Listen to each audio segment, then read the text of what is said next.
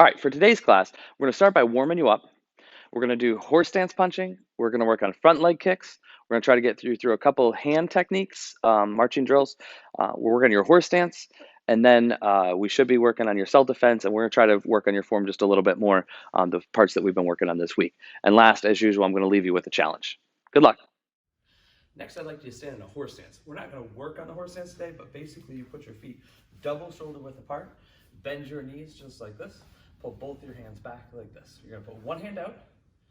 This is called a horse stance, and we're going to do punches. So all I want you to do is squeeze your fists, punch, switching back and forth with as much strength as you can. You can go as fast as you want, as long as they don't look too small. I want big, strong punches as fast as you can for 30 seconds. Ready? Bend your knees. Go.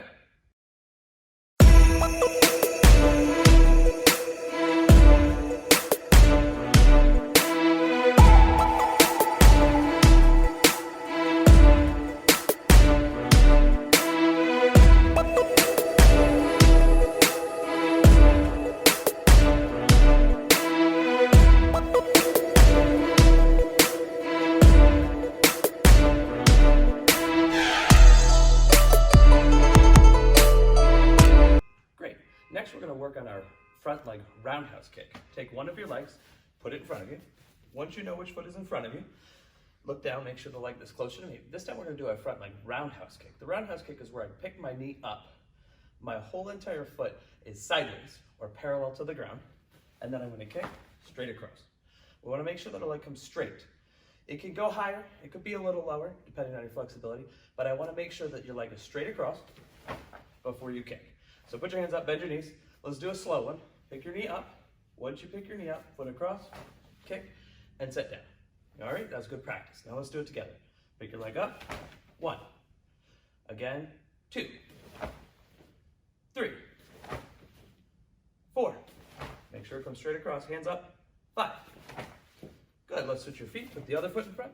Before we move on, check to make sure your front leg is in front of you. Pick your knee up. Kick straight across. Good. Practice one time with me. Straight. Come back. Good. All right, now let's do it together. Ready? Wait for the count. 1, 2, 3, 4, 5. Good job. Great. And now we're going to work on the hook kick. This time, put one foot in front of you. Again, it doesn't matter which one at this point. Bend both your knees. Make sure you know which foot is still in front of you. This foot is going to pick up, and you're going to stick it out kind of like a side kick, but a little bit off to the side. Once it's there, we're going to hook our leg in and try to bring our foot straight across. All right, I want you to pick your knee up and your foot up high enough that it comes straight across the screen and come straight across. So you're going to pick your foot up, let's stick it out and hook straight across. So you put your foot up and we hook straight across. Let's do one time with me, really slow. Pick your foot up, hook, and down. Good. Now put your hands up. What we're going to do is I'm going to say go. Pick your foot up, hook straight, and go fast. Ready? 1. Put your hands up. 2. 3. Keep your hands up for protection. 4. It'll also help with your balance. 5. Good. Now let's switch your feet. Make sure we know which foot is in front. Your foot is going to come up. We're going to pull straight across and then set it, set it down. Pick it up, straight across, and set it down. All right, let's go fast. Ready? 1, 2, 3, 4. Get ready, last one, hand strong. 5. Nice job. Now we're going to work on spear hands, all right? The specific spear hand I want to work on is a supported spear hand, which means that one hand goes down and supports while the other hand spears forward, just like this. If you think of a spear is a long pole with a blade on the end that typically comes to a point, right? That's what a spear is, like a giant arrow without feathers. And so our hand is going to be that spear. We have our blade on the end that typically comes to a relatively sharp point. And when I push my arm out straight, I have the bar of the spear, right? So this is the this is the wooden pole, or the pole, and the spear head. And so when I put my hand here, this is to help support and make sure that my elbow stays straight. I can put pressure upward on the elbow to help hold it straight while my hand goes forward. right? It's also a way to guide to sight my technique or guide the technique. So if I have my hand here, I know where I'm aiming. I know where my hand can go. If I decide to put it a little lower, my knife hand might go, or my spear hand might go a little lower. And same thing for different heights and angles, right? So this is a guide and it supports, right? So what we want to do is we want to use that support hand, right? Usually with our back hand. So let's step forward with your left foot. We're going to use our left hand. Put your hand straight out.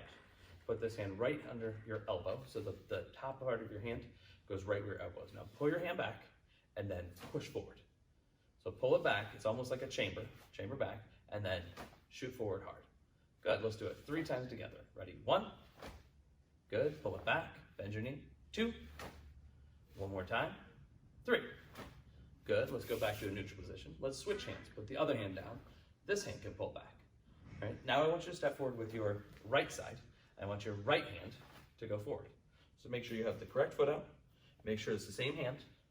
Bring your hand back in a chamber, then push. All right, let's do it together. Pull it back, ready, 1. Pull it back, 2. Pull it back, 3. Perfect, and go back to ready position.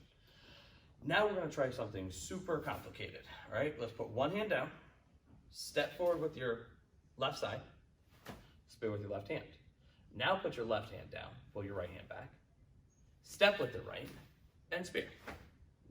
So when I say go, I want you to step forward and go. Ready, go. Good. One more time if you have room. Ready, go. Good. When we do the spear hand, making sure you need to make sure your fingers are straight, your thumb is pulled in, and everything is in a straight line. A single bend will make everything else move out of the way. So we need everything when we spear to be exactly straight. It has to be super tight, all your bones lined up, so we have one solid spearing motion. Thank you for practicing. All right, next we're going to work on back fist. Back fist is called cap 1. All right, let's start from a fighting stance for this one. I think we'll be able to demonstrate this one better. So make sure one foot goes halfway out, the other step goes full step out, bend both your knees, lean back, good fighting stance, hands up. Now, the hand that is closest to me, you're going to hit with the back of your fist. So we have a fist. You're not going to hit with the whole flat part. You're going to hit with the 2 knuckles, right? What we would normally call our punching knuckles. Punching knuckles is the pointer finger and the middle finger when I go straight forward. When I hit with the back of it, I still hit with those same 2 techniques, those same 2 knuckles when I do that technique. So bring your hand to your shoulder, bend both your knees, and now snap your hand straight out.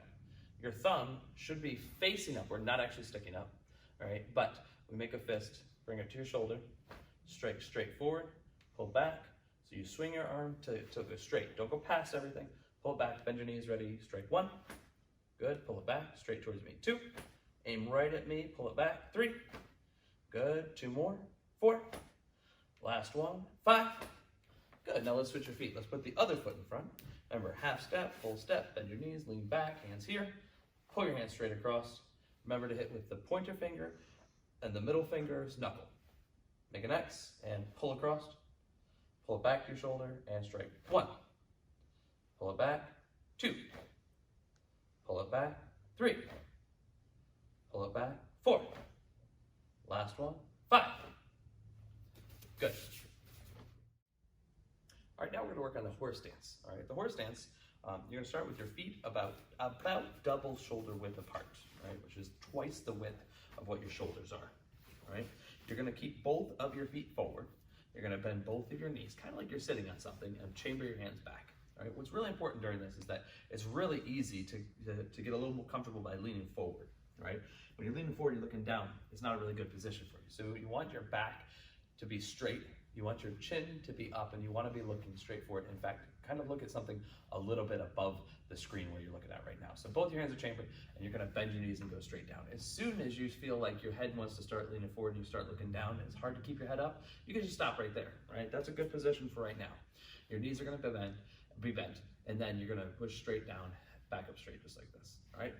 Important key features to note are that your toes should not start to tip out to the side. If you see them start to tip out to the side, put them back straight forward, right? Really focus on being able to bend your knees, push your knees outward without putting your toes outward. It's a really uncomfortable position sometimes for your ankles, maybe your feet or your legs or your knees, right? But we want to make sure that our feet stay as close to forward as we can while bending our knees like we're sitting, all right? So we can stand back up, keep your feet right where they are, pull your hands back, bend down, good.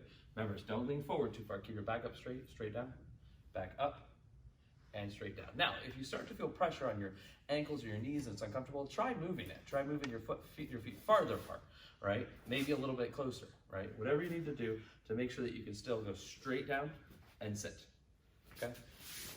Work on that. All right, now we're gonna work on number 26, self-defense techniques. All the techniques from 26 to 30 are all techniques from sitting down, either on a bench, a chair, on the ground, or laying down. When we typically practice in class, the way that we practice them and actually perform them even at the black belt test, we always do it from the ground. All right, so let's imagine that we're sitting. This is technically supposed to be from a chair position, and when we hook, and you'll see in a second, we should hook behind the knee, but since we're on the ground, we're gonna hook behind the ankle. So, all right, we're sitting on the ground, minding our own business, doing whatever we wanna do, and somebody starts to step towards us. If they step towards us with their left foot, which would be coming over this direction, we wanna take the same leg as them, but the opposite side, and we wanna put our foot up and try to kick or push toward their hip. All right, so they step kind of close to us. If you need to put your hand on the ground for a little pressure and pushing, you can. But what you're gonna do is you're gonna kick forward towards them. The leg that's on the ground, you're actually gonna hook behind their ankle, right? Try to use the point of your heel to hook behind their ankle and push. Then, from there, you're gonna pull their foot the rest of the way, continue to push forward with your foot and a little over to the side and make them fall down. They should fall down backwards, either doing a back break fall or falling down or hurting their tailbone or rolling back out of it. All right, so one more time. Let's go, let's stand here. Let's actually put our hands down for now. All right, so we'll be here. The person steps with their left, so we kick with our left. The right leg is gonna hook around to the back of the ankle. We're gonna pull them down as we push them forward. Once they fall down, we can stand up from there. We're actually in a good position to do the figure four, stand up like we normally do to stand up without our hands. But that's the technique. So let's actually practice the other side, right? Because we can do either side really easily. So if they happen to step towards us with their right foot, we take our right foot and we kick them. Once we kick them, the left foot is the one that hooks around. I want to pull them off balance with this one, continue to push as I rotate over this way until they fall backwards, shift backwards, lose their balance. And then from there, like I said, we can push with our hand or not even use our hands to stand up, continue all the way and continue to fight. All right, that is number 26. Let's just do it one more time, hands down. Remember, whatever foot they step with, you kick with the opposite. The foot that's still on the ground, hook, then you have to pull, that's the important part, pull at the same time as you push, right? And then from here, we would stand up and be able to move towards them. All right, so good luck practicing that one.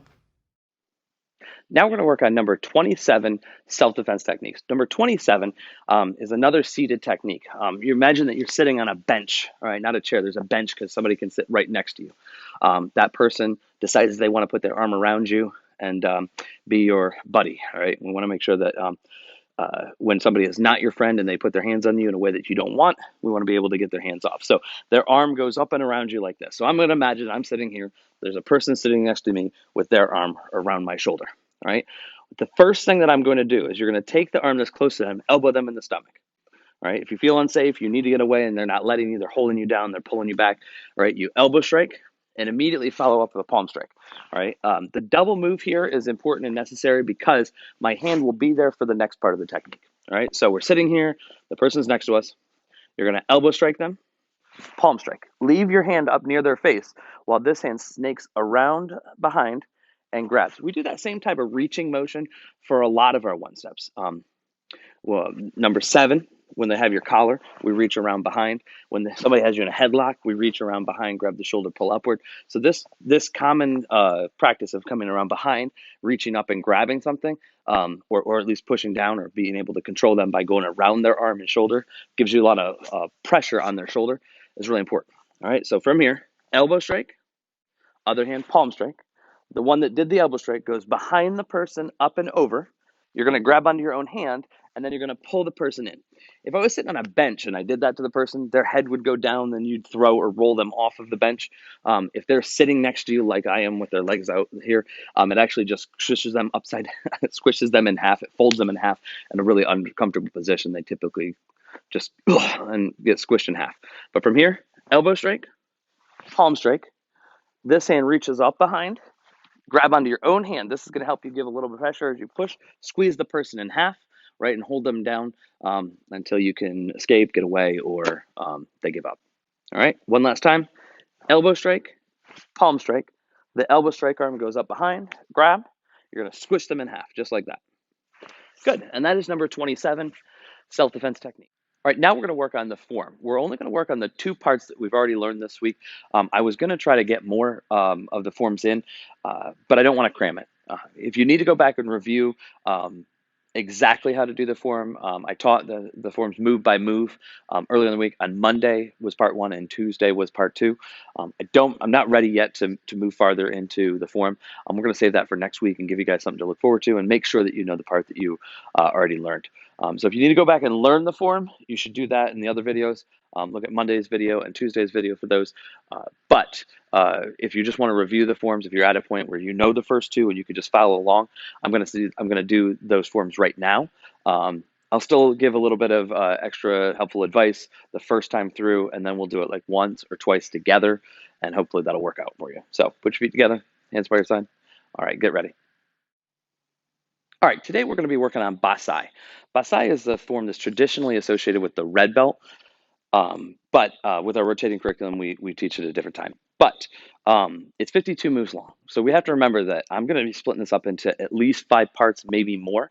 I want to make sure that you know each part and you go over it and you have it down really well before we move on to next parts, because it's so long. Most of the other forms that you've done are literally half this long.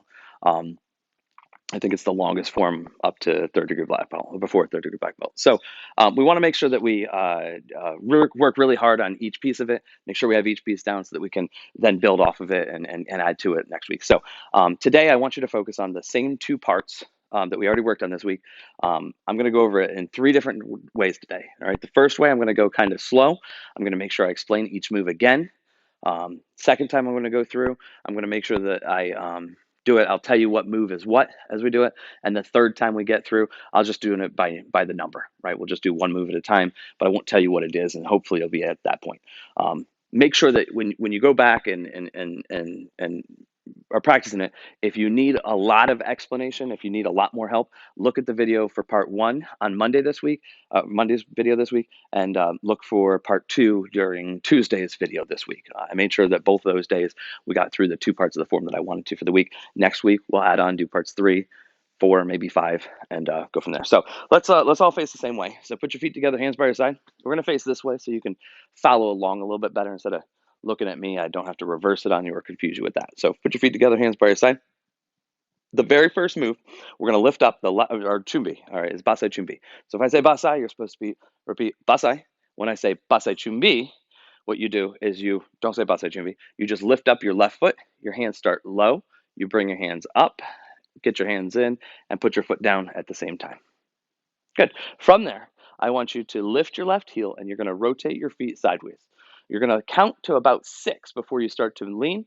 You lean on 6 and 7, and then you jump on 8. So you're going to count 1, 2, 3, 4, usually in your head, 5, 6, 7, 8. On 8, jump with your right foot.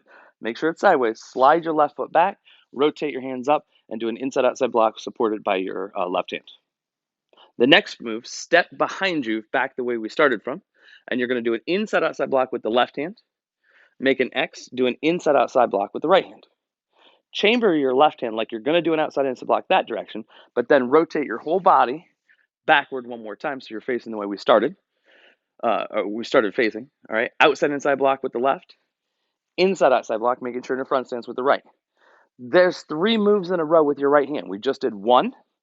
The next move, you're going to lift your right leg up in the air, chamber it, do a low block without touching it. Low block straight to the side, that direction. All right, and then you're going to turn your whole body, step with your right leg, use your right hand, and do an outside-inside block. All right, from here, you're going to stay in your front stance, make an X, and do an inside-outside block with the left hand. I think that's where we ended in part 1. So part 2, I'm going to make a horse stance, right? So my hand that was in a block chambers right to my chest as I turn into a horse stance. The top hand, my left hand, is going to spear while I'm in a horse stance. I stay in a horse stance and I punch right where that hand was. I'm then going to turn my whole entire body into a front stance so I can make an X and block with my right hand in a front stance. I then go back to a horse stance, do a punch, turn into a front stance, inside outside block. From here, I'm going to slide my left foot in, my heel comes up, my right leg steps forward into a fighting stance, and I do a center chop 1. I'm going to step forward, center chop 2, step forward, center chop 3. Okay, so this is all facing the same way we were before. Immediately step back, knife hand block here. My right hand is going to go low, up high. I use my right leg to side kick, land in a fighting stance, and I look behind me, and I do a center chop. If I'm not mistaken, that's where we finished for part number 2. That's usually where I stop for that part. Okay, so now we're going to go through it just a little bit faster. I'll still tell you what the moves are.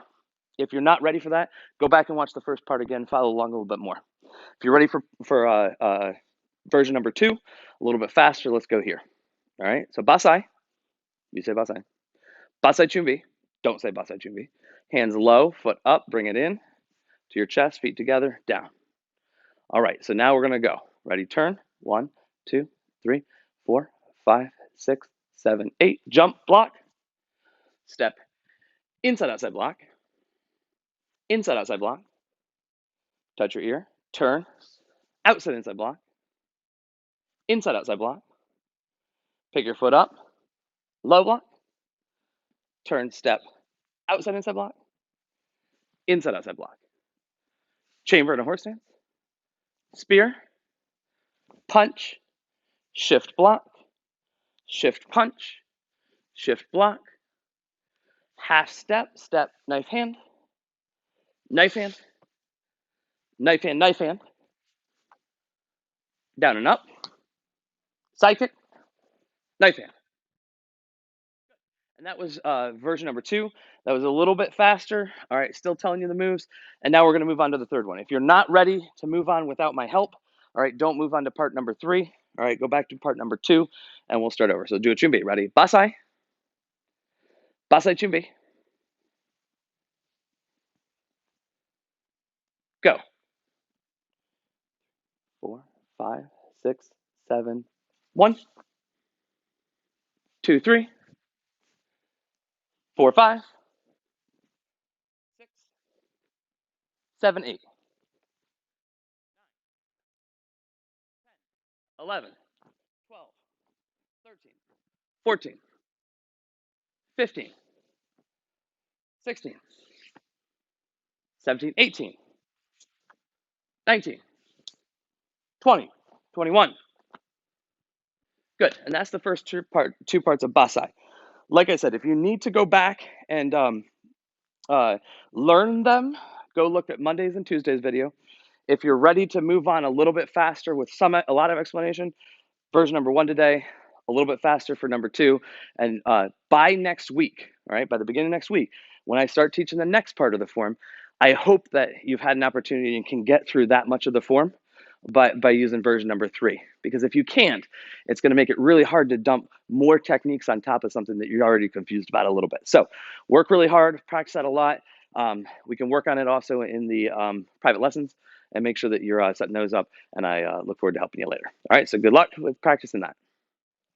All right, today's challenge is to do pump roundhouse kicks. So earlier this week, we did a challenge that was like holding your roundhouse kicks, and we just did as many roundhouse kicks as you could while being stationary. All right, this time, I want to see you move or pump. All right, so to pump your kick, what you're going to do is when your leg comes up, you're going to push yourself just a little bit around the room.